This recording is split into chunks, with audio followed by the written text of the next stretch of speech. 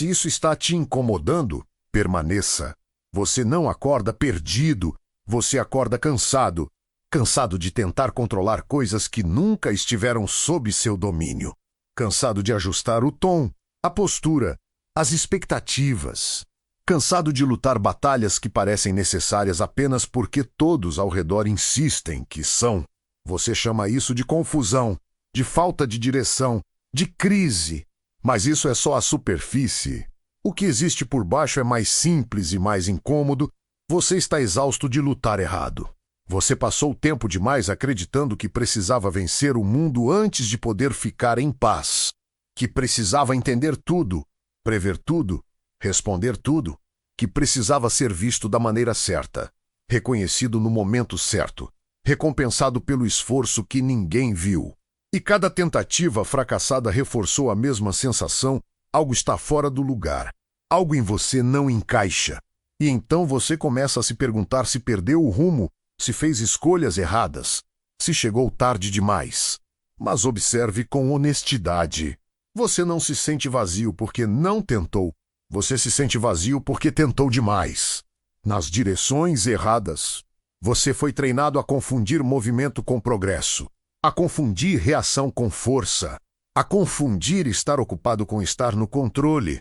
E enquanto fazia isso, algo silencioso acontecia, sua mente se tornava um campo de batalha constante, um lugar onde tudo exige resposta imediata, onde cada opinião pesa, onde cada comparação corrói, onde cada atraso vira ameaça, onde cada rejeição parece pessoal demais para ser ignorada. Você chama isso de ansiedade, mas ansiedade é apenas o sintoma visível de uma ilusão mais profunda. A ilusão de que, se você se esforçar o suficiente, tudo vai se alinhar. A ilusão de que controle é algo que se conquista com insistência. A ilusão de que reagir rápido é sinal de inteligência emocional. Você aprendeu a lutar o tempo todo, contra o tempo, contra as pessoas, contra a imagem que fazem de você, contra a versão de si mesmo que ainda não chegou onde deveria. E quanto mais você luta, mais distante fica daquela sensação simples que você nem sabe mais nomear: quietude. Repare como seu corpo responde: o maxilar tenso, a respiração curta. A mente sempre alguns segundos à frente, antecipando cenários que quase nunca se confirmam. Você não está em perigo, mas seu corpo acredita que está. Isso acontece porque você foi convencido de que tudo importa demais, que cada detalhe define quem você é, que cada falha precisa ser explicada, que cada silêncio precisa ser preenchido. Você vive como se estivesse sendo observado o tempo todo, avaliado o tempo todo, testado o tempo todo. E viver assim cobra um preço invisível. Você nunca descansa por inteiro. Talvez ninguém tenha te dito isso de forma clara. Então escute agora. Existe uma diferença brutal entre enfrentar a vida e brigar com ela. Você confundiu resistência com rigidez. Confundiu força com tensão constante. Confundiu o autocontrole com repressão desesperada. E nessa confusão, você começou a lutar contra o que não cede: o passado, o comportamento dos outros, o ritmo do mundo, a imprevisibilidade da vida. Você tenta ajustar o que não se ajusta. E quando falha menos porque sempre falha, você transforma isso em culpa, em autocrítica, em desgaste silencioso. É aí que a ilusão se completa. Você começa a acreditar que o problema é você, que falta algo, que você não é disciplinado o suficiente, que ainda não encontrou o método certo, o hábito certo, a mentalidade certa. Mas a verdade incômoda é outra. Você está lutando uma guerra impossível de vencer do jeito que te ensinaram. Enquanto você tenta controlar o externo, o interno se fragmenta. Enquanto você corre atrás de estabilidade fora, a instabilidade cresce dentro. E quanto mais você tenta resolver isso com esforço emocional, mais cansado fica, não porque é fraco, mas porque está usando força no lugar errado. Você não percebeu, mas já está pagando o preço. Menos paciência, menos clareza, menos presença. Você reage antes de compreender. Responde antes de escolher. Se explica antes de se firmar.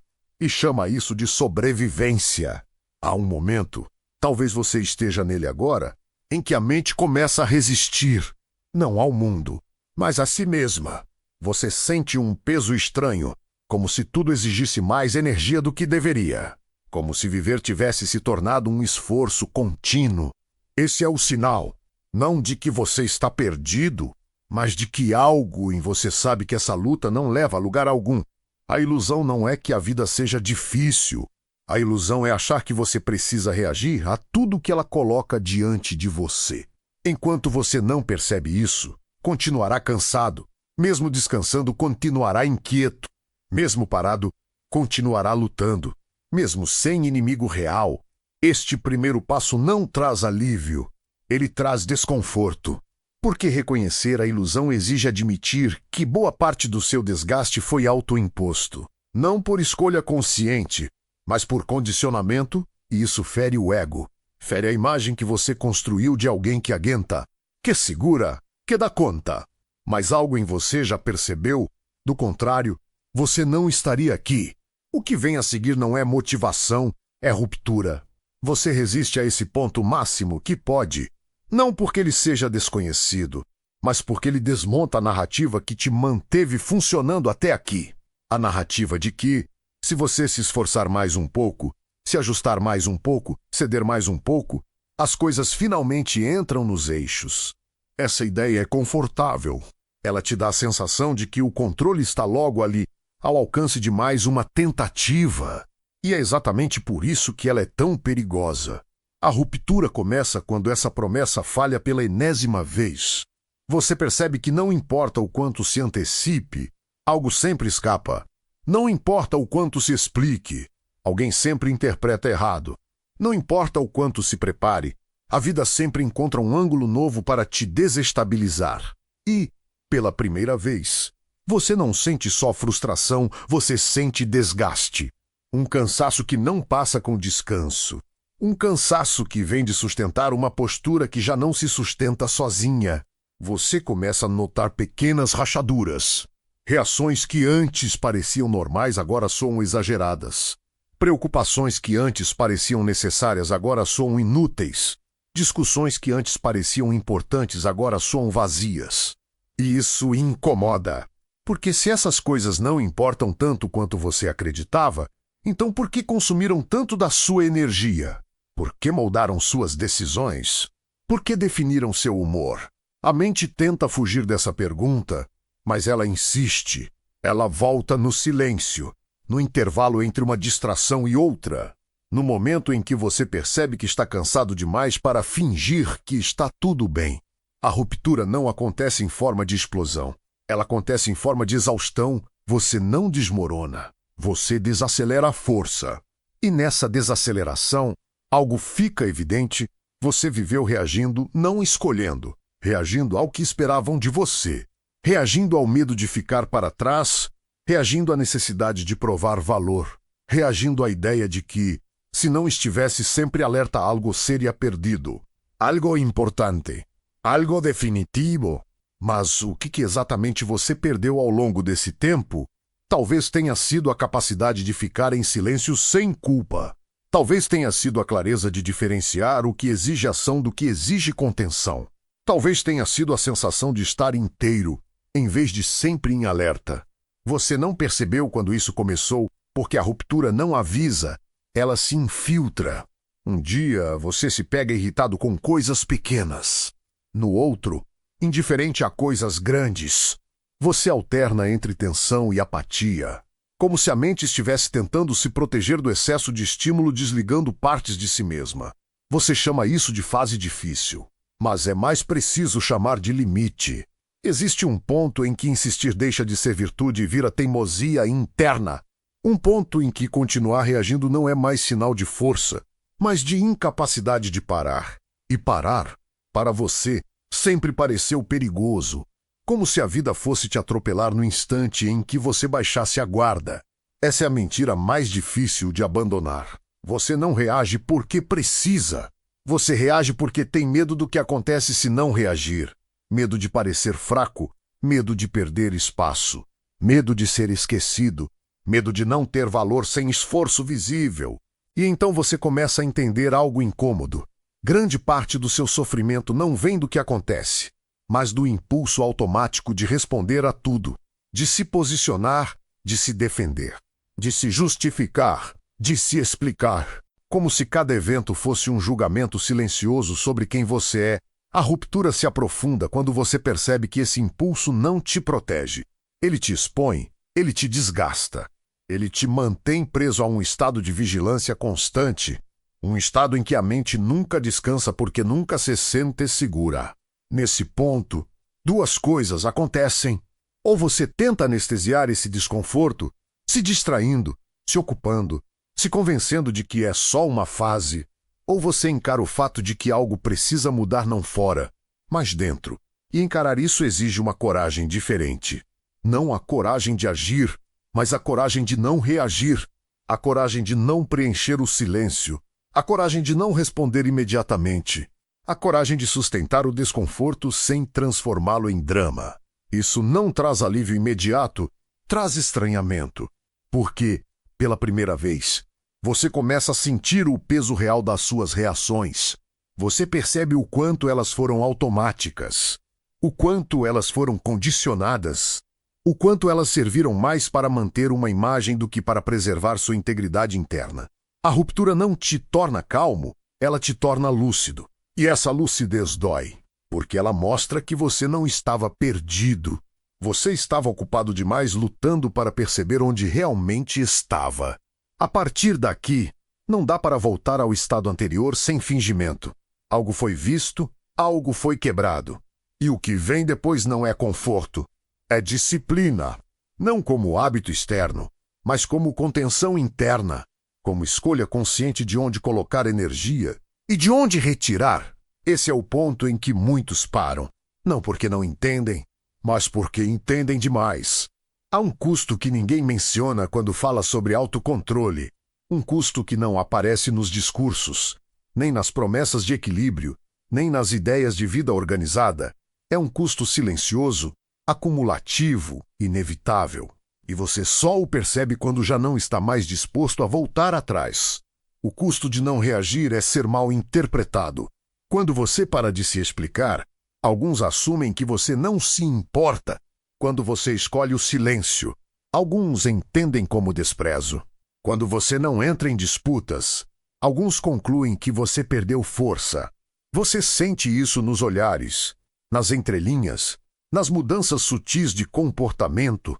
Pessoas que antes se aproximavam agora mantêm distância. Outras testam seus limites, provocam, insistem, tentam arrancar uma reação. Não porque te odeiem, mas porque precisam confirmar se você ainda responde ao jogo antigo e você não responde. Isso gera desconforto, não só nos outros, mas em você. Porque, em algum nível, você também foi treinado a buscar aprovação, a querer ser compreendido, a desejar que suas intenções fossem vistas com clareza. Abrir mão disso é mais difícil do que parece. É aqui que a disciplina deixa de ser técnica interna e se torna posicionamento existencial. Você começa a perceber que clareza interna não garante conforto externo. O mundo não se ajusta à sua contenção. Ele continua exigindo, pressionando, puxando. A diferença é que agora você sente o peso dessas exigências com mais nitidez. E isso revela algo que antes estava escondido pelo barulho. Muita coisa que você tolerava não era necessária. Era apenas hábito. Era medo de confronto. Era receio de perder espaço. Agora, ao sustentar limites invisíveis, você paga com isolamento pontual. Conversas superficiais perdem apelo. Ambientes ruidosos cansam mais rápido. Relações baseadas em troca emocional constante começam a parecer frágeis. Você não se torna superior. Você se torna incompatível com certos ritmos. E isso dói. Dói perceber que nem todos caminham com você quando o ruído diminui. Dói aceitar que algumas presenças dependiam do seu desgaste para existir. Dói sustentar a sensação de estar à margem, mesmo estando no centro da própria vida. Esse é o custo que quase ninguém aceita pagar. Não porque seja insuportável, mas porque é solitário. A disciplina te dá clareza, mas a clareza te tira da multidão. Você começa a sentir o peso das escolhas não feitas, das respostas não dadas, das batalhas ignoradas. E, às vezes, surge a dúvida: vale a pena? Não seria mais fácil voltar a reagir, a se envolver, a se diluir? Não seria mais simples se misturar ao ruído e aliviar essa tensão silenciosa? Essa é a tentação final. Não a tentação do excesso, mas a tentação da rendição emocional. A vontade de abrir mão da própria soberania para recuperar pertencimento, porque pertencimento sempre foi confortável, mesmo quando custava caro, mesmo quando drenava sua energia, mesmo quando te afastava de si. O custo real do autocontrole é aceitar que você não será entendido por todos, que sua calma pode incomodar, que sua contenção pode ser vista como frieza, que sua escolha de não reagir pode ser interpretada como indiferença, e você precisa sustentar isso sem se justificar. Aqui, a disciplina é testada de verdade. Não quando tudo está tranquilo, mas quando você é provocado, quando é questionado, quando alguém tenta te puxar de volta para o jogo antigo, e cada vez que você não cede algo se fortalece, não de forma visível, mas estrutural, como uma base que se aprofunda no silêncio. Você começa a perceber que a paz não vem da ausência de conflito externo, mas da ausência de conflito interno. E essa paz não é confortável, ela é firme, ela não depende de validação. Ela não precisa ser explicada, ela apenas se mantém. Mas manter isso exige aceitar perdas. Perda de certas dinâmicas, perda de certas versões de si mesmo, perda da necessidade de ser constantemente reconhecido. Esse é o custo que separa quem flerta com autocontrole de quem realmente o sustenta. E é por isso que poucos chegam até o fim. Não por falta de capacidade, mas por falta de disposição para perder o que parecia importante. Você não perde tudo, mas perde o que não sobrevive sem reação. E o que sobra é o que realmente importa. O próximo passo não traz expansão externa. Ele traz algo mais raro. Poder silencioso, o que resta depois de todas as perdas não é vazio. É espaço. Espaço onde antes havia ruído. Espaço onde antes havia urgência. Espaço onde antes havia necessidade constante de se posicionar, de se defender, de se explicar. Esse espaço não chama atenção, não impressiona, não se anuncia. E exatamente por isso, ele é poderoso. Você percebe que já não reage como antes. Não porque se tornou indiferente, mas porque passou a enxergar com mais precisão. O que antes parecia ameaça agora é apenas estímulo. O que antes parecia pessoal agora é apenas comportamento alheio. O mundo continua sendo o que sempre foi. A diferença é que ele já não atravessa você da mesma forma. Esse é o poder silencioso. Não o poder de controlar os outros, mas o poder de não ser controlado por eles. Não o poder de vencer disputas, mas o poder de não precisar entrar nelas. Não o poder de impor presença, mas o poder de sustentar a ausência quando necessário. Você começa a agir a partir de um centro mais firme. Suas decisões não nascem mais da ansiedade, nem da pressa, nem da comparação. Elas nascem de clareza. E clareza não grita. Ela se move com economia. Ela escolhe com cuidado. Ela aceita consequências sem dramatização. Você nota isso nas pequenas coisas. No tom de voz que não oscila. No olhar que não busca aprovação. No silêncio que não pede permissão. As pessoas sentem essa mudança antes de entendê-la. Algumas se aproximam com curiosidade. Outras se afastam por desconforto. Você não tenta administrar nenhuma dessas reações, porque já entendeu algo fundamental. Administrar a percepção alheia sempre foi um fardo desnecessário. O poder silencioso não te torna imune à dor. Ele te torna menos refém dela. Você ainda sente perda, frustração, solidão, mas essas experiências não te arrastam. Elas passam, você as observa, aprende com elas e segue sem carregar peso extra. Há uma firmeza nova no seu modo de existir, não uma rigidez defensiva, mas uma estabilidade interna. Você não precisa provar que é forte, não precisa demonstrar autocontrole, não precisa convencer ninguém de nada. O que foi integrado não precisa ser exibido. É aqui que a luta errada termina. Você entende, enfim, que nunca foi sobre vencer o mundo. Foi sobre parar de brigar com ele. Sobre aceitar que há coisas fora do seu alcance. Ao mesmo tempo, assumir total responsabilidade pelo que acontece dentro. Essa combinação é rara. E é por isso que poucos a sustentam por muito tempo. Você se torna seletivo, não com pessoas, mas com batalhas. Não com emoções, mas com reações. Não com a vida, mas com o desperdício de energia. E essa seletividade te dá algo que nenhum excesso jamais deu: presença. Você está onde está, sem precisar escapar mentalmente. Você vive o momento sem transformá-lo em palco. Você atravessa dificuldades sem adicionar a sua identidade. Esse poder não chama atenção nas redes, não gera aplausos imediatos, não rende validação constante, mas ele constrói algo mais durável. Uma mente que não implora por alívio, uma postura que não depende de circunstância, uma força que não precisa ser anunciada. Você não se torna invencível, você se torna inabalável. Aplique isso ou ignore. Poucos vão sustentar esse peso. Este canal permanece.